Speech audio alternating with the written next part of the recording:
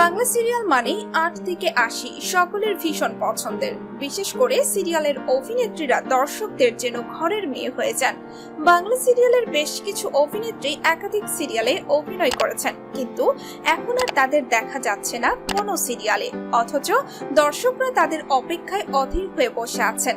এখন কোথায় কি করছেন সেই জনপ্রিয় অভিনেত্রীরা? বন্ধুরা, ভিডিওটি না টেনে সম্পূর্ণ দেখতে থাকুন। মধুমিতা সরকার। প্রথমেই আসা যাক মধুমিতা সরকারের প্রসঙ্গে। সবিনয় নিবেদন দিয়ে ক্যারিয়ার শুরু করেছিলেন মধুমিতা। তারপর একে একে কেয়ার করি না, বোঝে না সে বোঝে না, মেঘ বালিকা, কুসুম দোলা সিরিয়ালে অভিনয় করেছেন তিনি। তার প্রত্যেকটা সিরিয়াল সুপারহিট হয়েছিল, তবে বিশেষভাবে উল্লেখযোগ্য বোঝে না সে বোঝে না। এই সিরিয়ালের পাখি হিসেবে তাকে অনেকেই মনে রেখেছেন। মধুমিতা বর্তমানে ওয়েব সিরিজ এবং সিনেমাতে জুটিয়ে অভিনয় করছেন। বাংলা সিরিয়ালে ফিরবেন কিনা তা নিশ্চিত নন।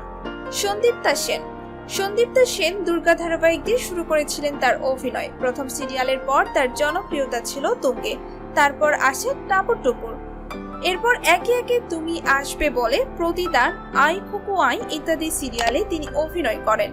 সন্দীপ্তাকে বিগত বেশ কয়েক বছর ধরে আর সিরিয়ালে দেখা যাচ্ছে না, তিনি এখন ওয়েব সিরিজে অভিনয় করছেন।